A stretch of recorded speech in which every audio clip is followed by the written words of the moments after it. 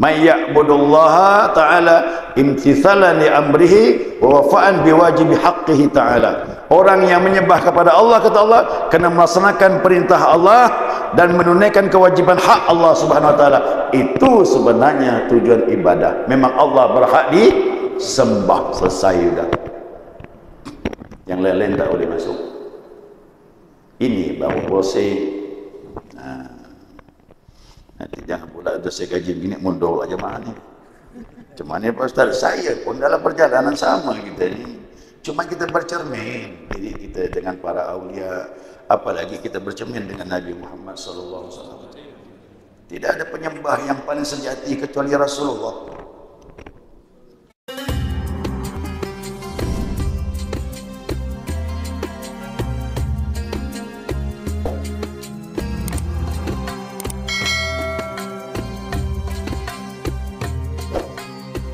Bismillahirrahmanirrahim.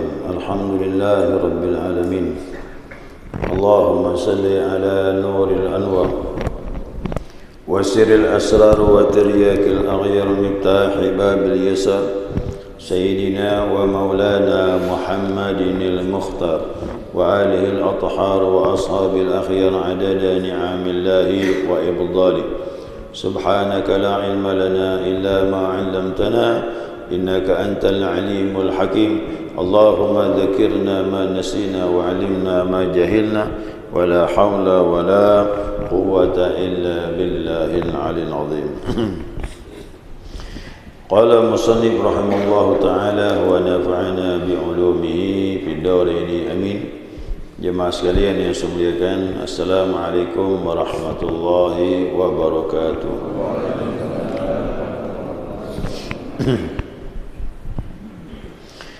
Alhamdulillah, senantiasa kita mengaturkan pujian dan syukur kita kepada Allah atas limpahan rahmat hidayahnya. Subuh ini kita dapat melanjutkan kajian kita, mudzakarah kita, panduan kitab Al-Minahus Saniyah. Masih menyambung tentang wahdar min daqa'iq riya. Hati-hati dengan kehalusan riya. Ya, menambah pembahasan yang lalu ini. Jadi orang beribadah itu, ya, dia beribadah kerana ada keinginan untuk dunia yang fana ini, ya, kepentingan dunia, dan juga ada juga berkepentingan akhirat. Nah, diberi contoh lagi ini tambahannya. Wa mithalul fani wal baqi. Tambah lagi ini contoh orang yang beribadah untuk urusan dunia dan akhirat. Ini an yakuna laka indal amirin hajatun.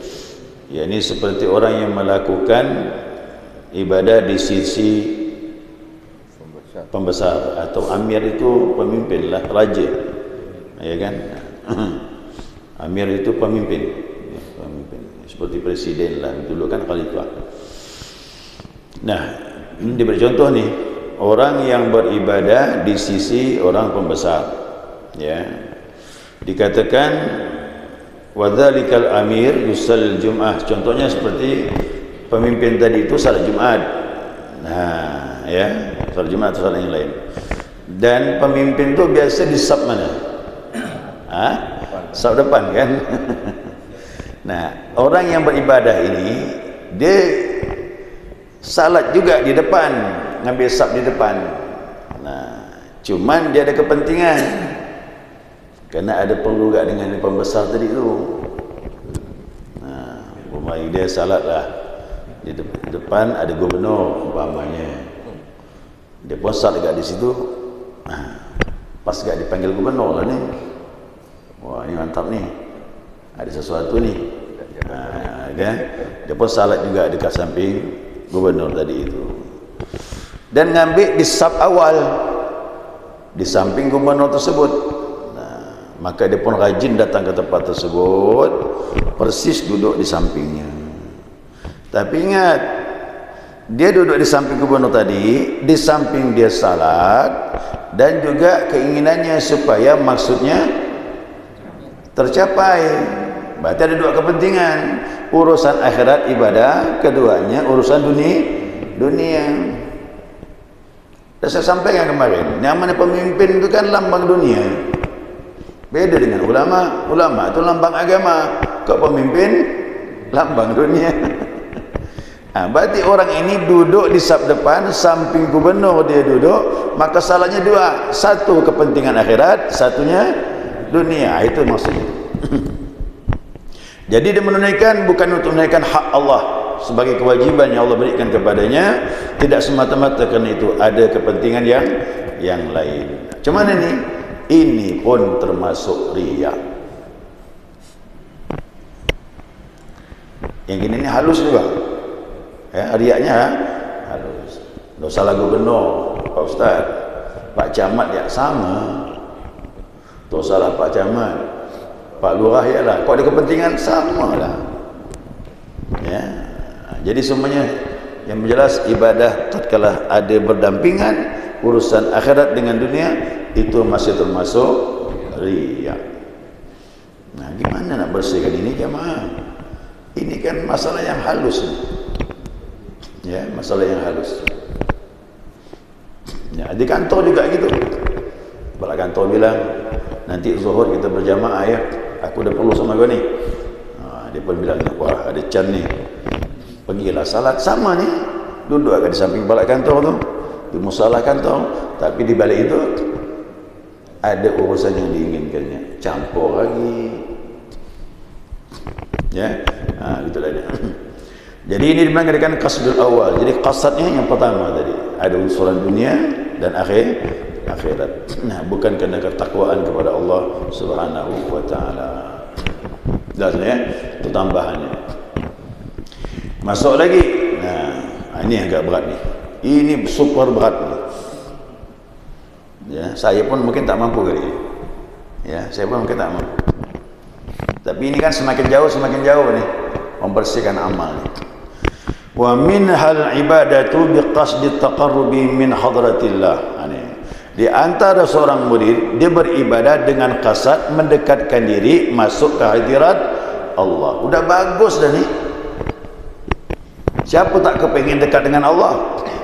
Ya kan? Kita belum dekat sama Allah tapi mintanya niatnya ke situ. Ya. Kita belum dekat sama Allah tapi niatnya ingin dekat. Aku ibadah mau dekat sama Allah. Aku ibadah mau dekat sama Allah. Berarti tidak menunaikan ibadah karena Allah tapi kepingin dekat. Ada maksud masih selain Allah. Macam mana ni Pak? Ini berat kan? Saya pun tak mampu ni. Ini kajian saja untuk sekadar diketahui. Maksudnya apa ni? Allah itu disembah, memang hak dia disembah, itu saja. Dia tidak mau yang lain. Nah, ini tu sudah diketahui. Kadang saya pun tak kuat ni. Itu Pak tasawuf ini tasgatul, memang dibersihkan betul hati itu. Ibadah semata-mata Allah saja. Padahal udah baik dah ni. Saya belum dekat tapi kepengen ibadah. Kau apa kau ibadah ni? Mau dekat sama Tuhan. Mau dekat ya. Bukan hak Allah untuk disembah. Ini. Tapi ini sekadar kajian je lah ni ya. Itu sudah kita ketahui. Ternyata baru kita faham para awliya, para wali Allah tu betul-betul bersih ibadah dia. Ya, betul-betul bersih ibadah karena Allah Subhanahu wa taala. Nah, dibilang fa inna dzalika kal amali bi ujratin. Jadi amal yang demikian sama gak minta upah, masih upahnya apa? Upah dekat. Sama dikatakan upah tadi, upah minta dekat. Bukan Allah berhak disembah dengan sebenar-benarnya. Itulah. Jadi kok kita faham ibadah tu sebenarnya ulama buat tu tidak sembarangan ya, lapas niat. Kita salat subuh tadi kan, usalli fardhu subhi rak'ataini ma'muman lillahi. Lillah tu berat sebenarnya tu. Lillah tu steril dia, bersih. Tak ada yang lain masuk. Insya-Allah. Ini saya kaji tasawuf ni walaupun kita belum sampai maqam ini, pelajaran. Dan sekaligus kita tahu bahawa aulia tu ibadahnya murni bersih. Kalau aulia bersih murni, apakah lagi ibadah Nabi Muhammad SAW? Karena aulia itu ngambil pelajaran dari Nabi. Ya, pelajaran dari Nabi.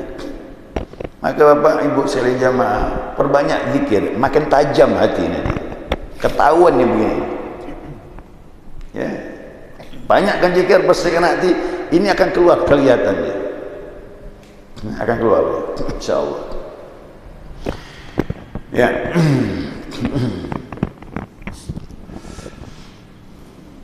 Ya. Qalu wa hadhihi illatul akhfal ilal. Akhfal ilal ni memang dia masih ada penyakit yang tersembunyi di dalamnya.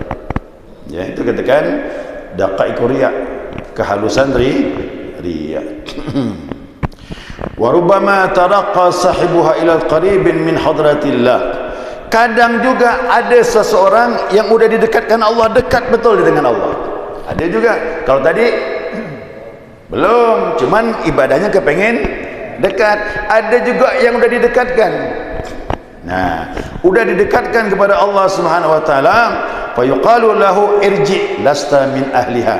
Dikatakan Allah kepadanya, "Hei, kembali lagi engkau. Kau bukan ahlinya untuk mendapat makam ini." Sudah dikasih, dibalikkan lagi asal. Karena kepengen dekat ya, bukan semata-mata mencari Allah Subhanahu wa taala. Begini, Abu Yazid ni sufi besar.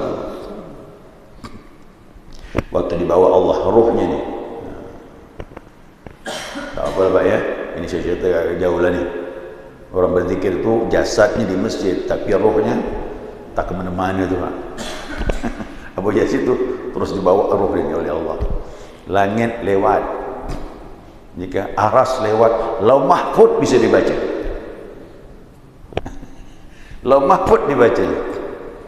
Ini mau saya sampaikan jamaah, para aulia tu begitu dia. Dasarnya mana? Ali bin Abi Talib berkata, kalau aku tak beradab dengan Nabi, aku buka kartu kalian semuanya. Kenapa dia bisa baca Lauh Mahfuz? Hal kita yang akan datang dibaca di Lauh Mahfuz ketahuan. Makanya para aulia tu kalau mandang orang tu dia bilang, wah nanti kau ni 5 hari ke depan ada ini. Tahu dia, tapi tak dibukanya. Kenapa dia tahu? Dibuka di Lauh Mahfuz tentang diri kita. Minggu depan, bulan depan. Abu Yazid dibuka semua tu. Udah masuk hadrat Allah, dibukakan Lauh Mahfuz sudah. Abu Yazid, kata Allah bilang, senangkah engkau? Tidak ya Allah. Apa yang kau cari? Anta maksudi, kau yang kau maksud ya Allah. Udah dihibur macam-macam itu, ditanya, Masya Allah, teguh pendiri dia. Engkau yang kau maksud ya Allah, bukan ini semuanya. Cuba kau gitu. Oh, itu dah luar biasa tu. Sampai begitu Abu Yazid. Kau ya Allah yang ku cari, kau yang ku maksud ya Allah, bukan yang ini. Maka dia naik terus, lulus dia. Nah, itulah penyakitnya. Kalau dah terhibur di hadapan Allah, macam-macam dilihatkan, kita senang, kembali kau kata Allah, kau bukan ahlinya. Kenapa? Tidak murni niat, tidak ilahi, anta maksudi. Nah itu, maka kata-kata ini ni pendek tapi luar biasa.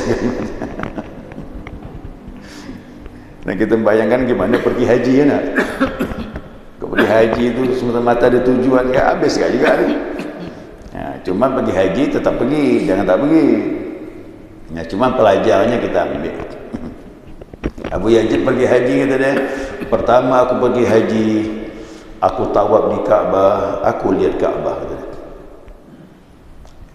Pergi yang keduanya sekian tahun, aku tawaf di Kaabah, aku dapat mandang Kaabah dan aku dapat merasakan melihat Tuhan Kaabah. Dua dapat dia lah. Sekian tahun berangkat lagi pergi haji yang ketiganya, aku tak lihat Kaabah, yang ada Tuhan Kaabah saja kata dia. Itu namanya tahapan dia naik. Nah, kita sih mungkin tak, tapi kita ngambil belajar bersihkan hati dan bersihkan penyakit dari riya. Nah, mudah-mudahan ibadah kita bersih. Karena ibadah gini satu salat mahal dia. Boleh jadi dosa kita diampunkan semua gara-gara satu salat yang bersih karena Allah Subhanahu wa taala. Ya, innama ahluha, sesungguhnya ahlinya yang mendapatkan hadirat Allah itu siapa? Nah, may ya'budullaha ta'ala imtithalan li amrihi wa wafa'an biwajibi haqqihi ta'ala. Orang yang menyembah kepada Allah, kata Allah, kena melaksanakan perintah Allah dan menunaikan kewajiban hak Allah Subhanahu wa taala. Itu sebenarnya tujuan ibadah. Memang Allah berhak disembah, selesai sudah. Yang lain-lain tak boleh masuk. Ini baru proses. Nanti jangan pula dosa gaji begini mundur lah jemaah ni. Cuma ni Pak Ustaz, saya pun dalam perjalanan sama kita ni. Cuma kita bercermin diri kita dengan para awliya, apalagi kita bercermin dengan Nabi Muhammad sallallahu alaihi wasallam. Tidak ada penyembah yang paling sejati kecuali Rasulullah. Ya, Nabi itu penyembah sejati sudah. Maka sahabat menjadi awliya kekasih Allah kena belajar dari Nabi Muhammad sallallahu alaihi wasallam. Saya katakan ilmu ini dah langkah sekarang. Langkah ilmu ini sekarang. Bukan nyaman ilmu ini, Pak. Bersihkan hati. Tapi kalau kita yakin, bisa dapat insya-Allah. Apa akhir cerita kita serahkan kepada Allah. Yang penting kita punya niat untuk memperbaiki amal. Ya. Ya. Nah, termasuk satu lagi ni. Wa minha ad'ahul maqamat. Ada seseorang ni dia sudah mendakwakan dia sudah dapat makam. Atau makam ni. Makam ni bukan kuburan ya. Ini kalau dalam tasawuf bukan kuburan, makam tu. Makam tu keadaan rohani yang dicapainya dalam ibadah kepada Allah. Mungkin dia ibadahnya dapat makam ikhlas. Itu bisa dapat. Tiba-tiba diberi Allah makam ikhlas, murni ibadah karena Allah. Lalu ada orang yang mendakwakannya qablal bulughiha, sebelum dapat makam tu, belum dapat, cuma dia ngomong sama orang, ikhlaslah kau, kata dia. Tapi dia belum. Ini hati-hati juga ni. Kadang-kadang yang saya takut ni, kau khutbah Jumaat ni ittaqullah, bertakwa kepada Allah, tapi hati belum bertakwa, macam mana? Ini dakwaan namanya. Kita mendakwah orang lain tapi kita belum mencapai derajat itu. Ini juga termasuk adab dalam ilmu tasawuf. Paling-paling sifatnya mengajak. Ayo mengajak. Boleh. Ayo kita bertakwa bersama-sama, kita bertakwa kepada Allah. Berusahalah kita mencari jalan ke takwa. Itu lebih halus bahasanya. Ya, lebih halus. Karena dalam tasawuf ini kita tidak boleh menyebut suatu makam yang belum kita capai. Karena dulu tu ada baju, sufi tu pakai baju tu macam-macam. Yang kasar tahap awal, yang halus bajunya tu dah sampai derajat sempurna dah tu dah. Baju dapat ketahuan dulu. Makanya sufi tu pakai baju yang kasar tu, berarti ini perjalanan masih tahap awal. Kok baju yang halus bulunya tu, berarti dia dah sempurna perjalanan. Dari baju ketahuan dulu, sekarang tak perlu begitu. Ya kan? Nah, atau ba'da bulughiha, atau dia setelah mencapainya, walam yu'adzin lahum fi izhariha, dia belum sudah mencapainya tapi belum boleh menyatakan di hadapan orang. Saya dah sampai ikhlas tapi tak boleh menjual ikhlas yang sudah saya dapat. Oh, ini lebih berat lagi. Mengajak boleh, tapi saya tak boleh mendakwakan saya telah mencapai derajat ikhlas. Nah, itu yang berat tu. Ada kesombongan di situ. Dan itu apa dia bilang? Itu menyebabkan dia disiksa. Siksa apa? Siksa terhalangnya untuk semakin dekat dengan Allah Subhanahu wa taala. Jadi dakwah-dakwaan tadi kita tak sabar. Kita menyebut makam yang diberi Allah, kita umbar sama orang, akhirnya makam tu ditarik lagi sama Allah lagi. Habis, selesai. Makanya wali-wali itu paling pandai nyimpan rahasia. Dia diam biasa je ngomong, tak pernah ngomong yang besar. Ini ngaku wali, ngomong besar lagi, berarti bukan wali dia. Bukan dia. Yang ada mursyid ngaku mimpi Nabi Khidir, mimpi Abdul Qailani, mimpi Rasulullah, dia diangkat menjadi mursyid. Ngomong sama murid begitu, bohong tu Pak. Justru wali Allah tu bisa menyimpan rahasia tu. Tak berani dia mengumbarkan.